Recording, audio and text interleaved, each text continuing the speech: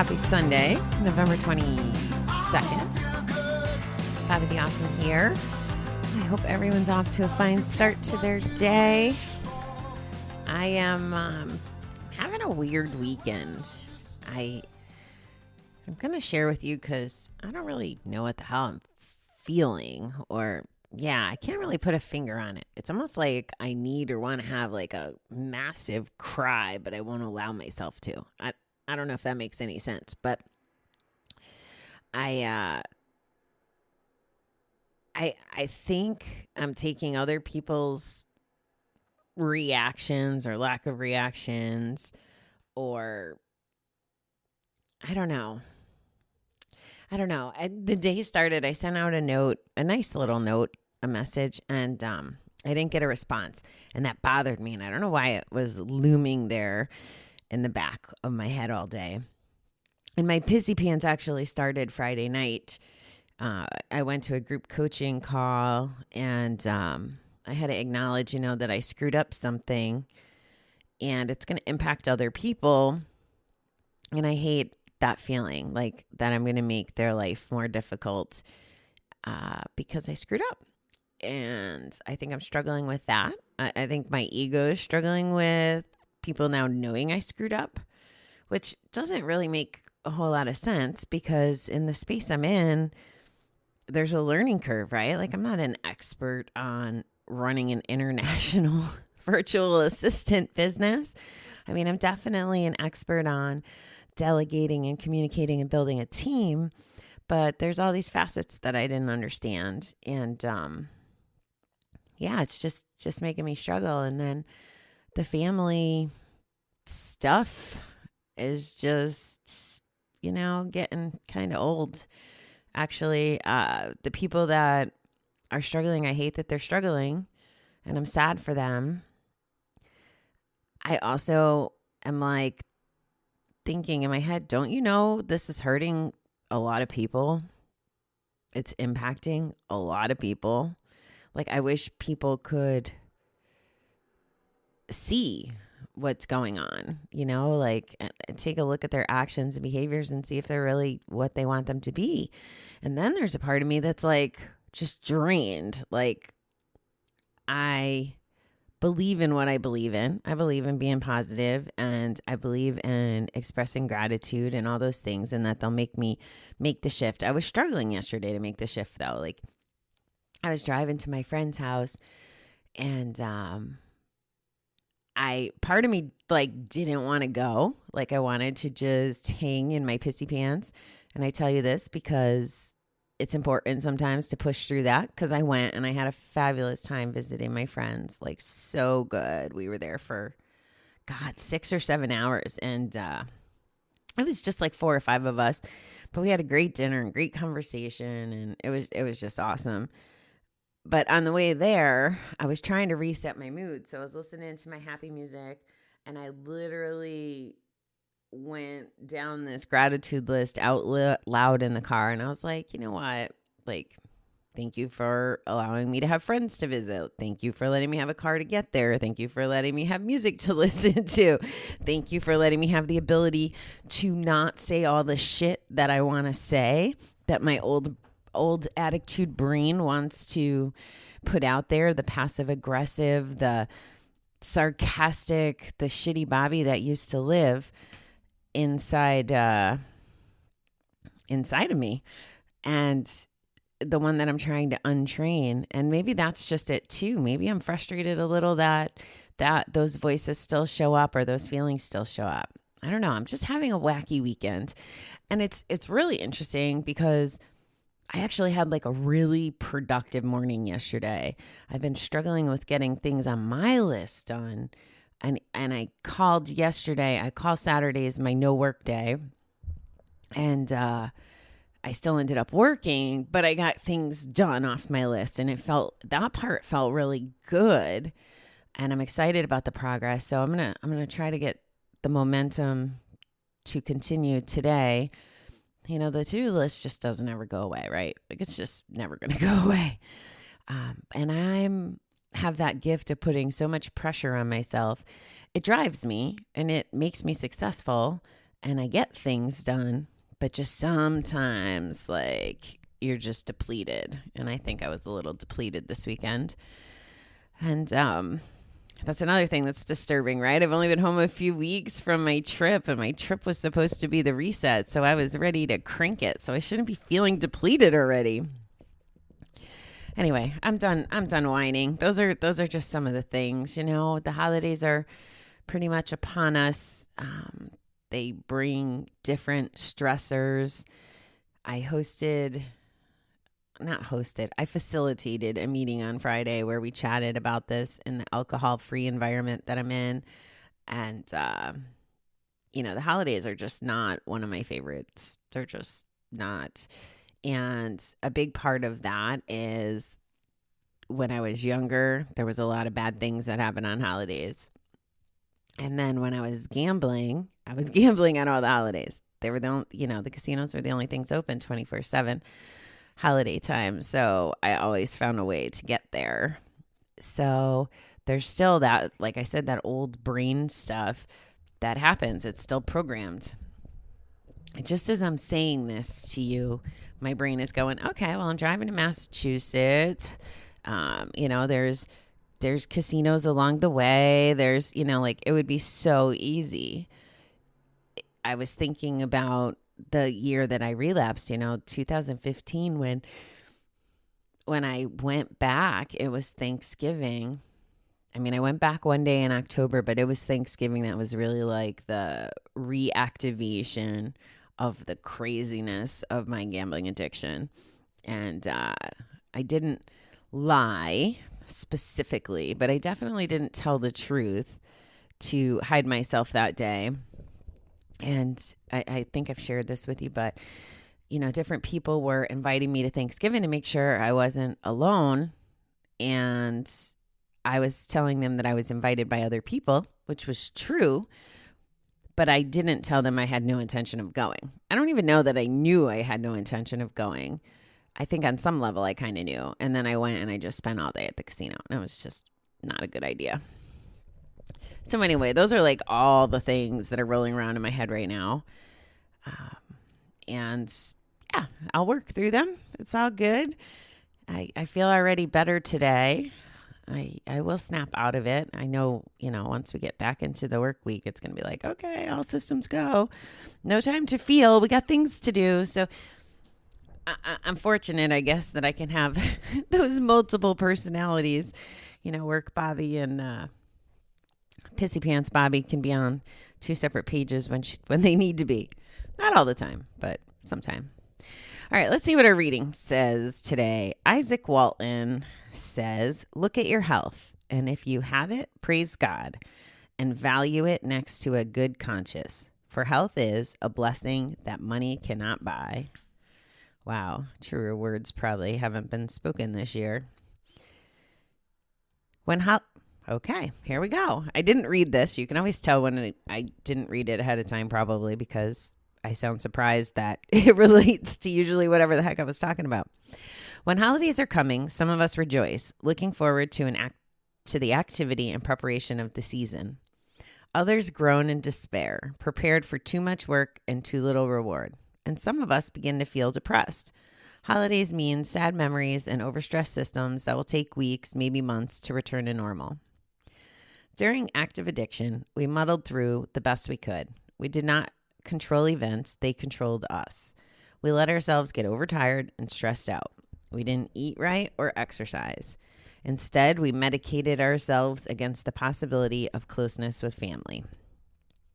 Now we have the tools of recovery to help us take better care of ourselves. We can avoid or diminish holiday stress, planning our schedule more carefully, keeping some time for ourselves.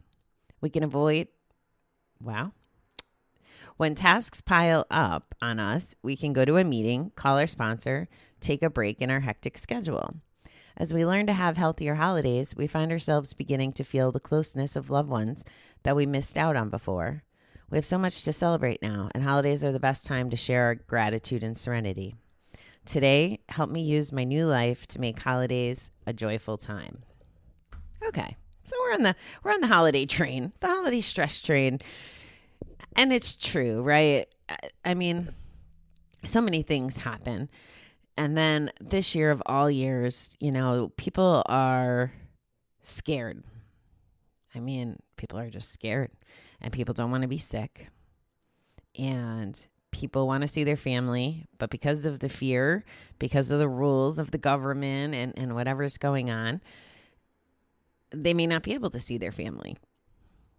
So it's catch-22, right? Like, count your blessings, be present, enjoy your family, but then maybe, traveling or doing the things to see your family are dangerous this year. Like, and maybe not possible. So that has a whole different flavor of stress, or maybe relief. Maybe your family stresses you out, and that's part of why you gambled, because they stressed you out and you weren't equipped to deal with the stress. So you'd go gamble. It's going to be different for every person, but either way, the holidays are stressful. And I think we Americans who have Thanksgiving this week definitely need to prepare ourselves mentally and get ready for the holiday week. It can be whatever we choose to make it be, right? If you think that going somewhere will stress you out or not be good for your recovery, then don't go. Or set up boundaries on time, or fail safes. There's a lot of meetings, a lot of community out there. I know that one group is running meetings like all day. Virtual, of course, right? So there's a lot of access out there. So don't shortchange yourself if that's what you need to do. If you need a pajama day and, work might be crazy for you. I think of all my friends in retail, the weeks leading up to the holidays have always been busy. There's never enough staff. Add on supply chain demands. And by that, I mean, people are starting to do the stock up out of fear. And then there's still suppliers, the people who make the things, they're being impacted by COVID too. And if you think about what it takes to go into, let's use toilet paper, right? Because that's one of the hot topics. If you knew all the steps, like, we don't think about what goes into making toilet paper, right? We just go to the store and we buy toilet paper. But let's backtrack a little. You have to get the lumber to make the toilet paper, right? So if the lumberjacks have COVID or are shorthanded, that's going to slow down the flow. And then there's the people in the mills that process the trees. And if they're sick or have COVID, it's going to slow down the process. And then there's the truck drivers who bring it to wherever it gets packaged. And if they're sick or have COVID, it slows down the process. And then it gets packaged, and there's another, trucking or transportation thing. It could be on the rail. It could be in a truck. It has to get to the warehouse. Well, what if the warehouse is impacted? And then from the warehouse, it goes again on trucks. I'm not just saying this because I'm partial to truck drivers, right? And then it goes to the stores and then the stockers. So there's like 8 or 10 touches, and I probably don't even know them all, right? I've never actually watched a tree go from the woods to the shelf in a grocery store. But let's think about that. How many things are being impacted by that? And what can we control out of that, and what can't we control, right? So just shopping this year could add stress to your holiday. And this is the way I would suggest we frame it, because we can't control it. And excuse me. Toilet paper is what we'd consider a necessity in most places. However, after visiting Asia this year, I know that it's a luxury item. It's quite frankly a luxury item, but a lot of us don't think of it that way. And we have other options, right? We just might need to be creative. It might be toilet paper or a tissue or a paper towel or a napkin, right? Like, there's enough stuff if we're creative. In my mind right now, I'm picturing like the dollar stores and wipes and like there's things, right? Like, everything's not going to be out everywhere. I had a friend that actually, when I was in Kansas, she told me she actually ordered a bidet for her toilet. Like that's pretty eco-efficient and doesn't screw you up if there's a toilet paper shortage, right? So let's think about how to be resourceful and how to find solutions instead of going down the aisle and being frustrated that something's not there that we need. Because it's not going to just be toilet paper. It's going to be many things because we don't know who's impacted. I've heard stories because here in the States, I guess, no, you have to keep in mind, I don't watch the news, right? Like my uncle was telling me that there's a possibility for a vaccine. And I was like, oh, really? He's like, yeah, like coming out soon. Okay. Like I'll believe it when I see it. And it's a long way coming for most normal people. And by normal people, I mean, that came out really wrong. But I mean, there's going to be people that are priority. That's the word I'm looking for. Priority. Like a normal, healthy, in their mid 40s, relatively healthy person is not going to get the vaccine before the seniors and before the high risk people and before the doctors and nurses, right? Like, and that makes sense. So it doesn't impact me today. And most of the time I live for today. I mean, granted, I strategize for my future in a responsible way, but essentially today that doesn't impact me. So again, not a big reason, not a reason to watch the news. So anyway, didn't know about that. And I forgot what I was talking about. I had a point to this. Yep. Totally lost it. I'm going to have to re-listen. Okay. I remember my point, and it's really not that significant in hindsight. But here in the States, I guess there's some conversation about having too many turkeys that are too big, right? Because there's a limited amount of people that are allowed to go to Thanksgiving.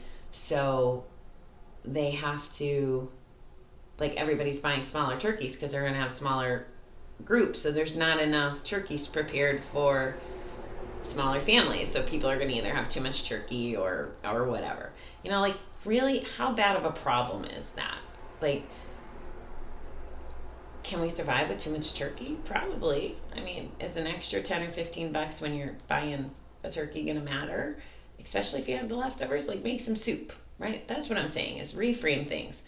Let's make them happy things. Let's go into the holidays with a good attitude and a good foundation and not let those little things, and I'm speaking from experience. Like, I go into a store and it's too busy and I start breathing funny and I'm miserable by the time I'm getting out. Never mind now, like having a mask on.